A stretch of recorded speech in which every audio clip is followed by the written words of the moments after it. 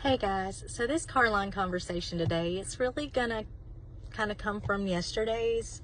Remember I told you that Jesus told his disciples, if you love me, you'll keep my commands. And there's a lot of things that he asks of us. There really is. But one of the things I wanted to cover, in case you didn't know, is the most important commands that he says in the Bible.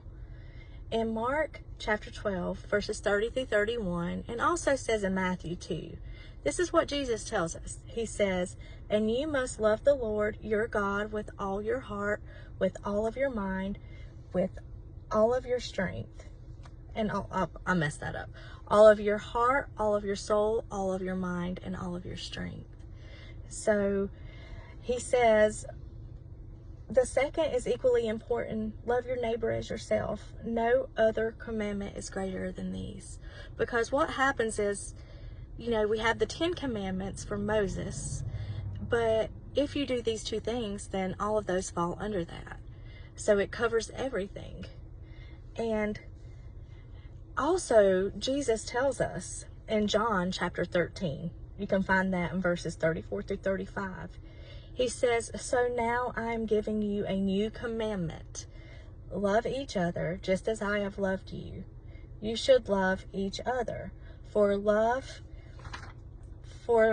your love for each other will prove to the world that you are my disciples. So why would it be a new command? I have a thought about this. I'm not a scholar or anything. I'm not even trained. I'm probably not even qualified to be doing this. But I'm obedient to the call. And I listen to him. If he says, talk about me, tell people about me, I do.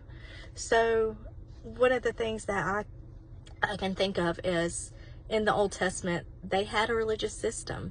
They had laws. They had everything they needed to live a righteous life. But over time, those laws took over, and that religiousness took over, and their hearts grew cold like stone. And what Jesus does is, the human condition, like this place, this world, it's not God's fault that it is the way it is. Guess whose fault it is? It's ours, and our decisions and our actions.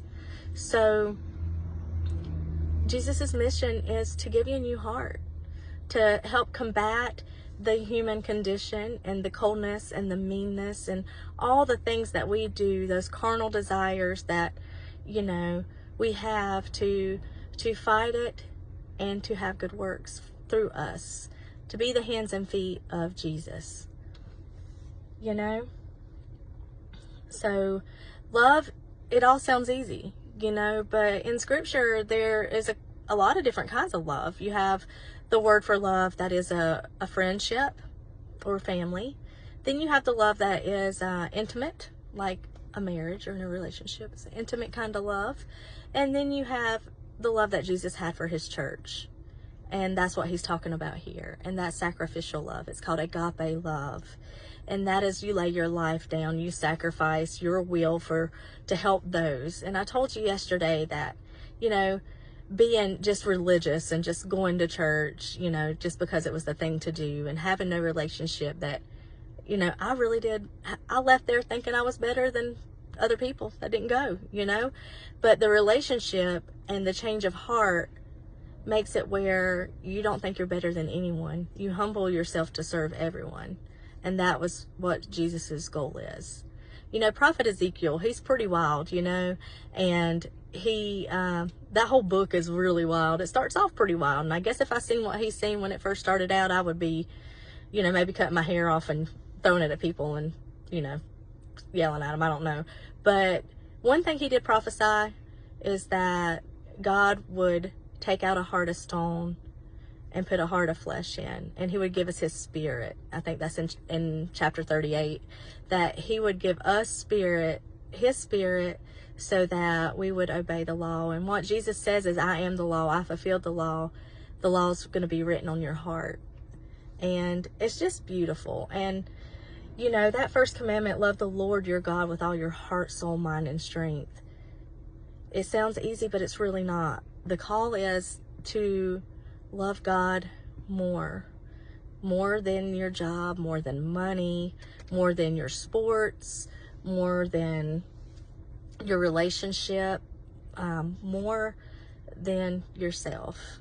even more than your kids. And I know sometimes as a parent, you know, we kind of can idolize our kids and we have to stay away from that. But it's loving him more than anything. And when you do that, there's going to be a heart change, and you'll no longer have that stony heart, but you'll have just a new heart. And it's beautiful.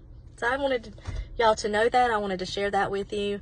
And one day, you know, maybe we will go over just some of the other calls and things if you guys want of what he calls us for, but that is the most important ones. So thanks, guys. Have a great day.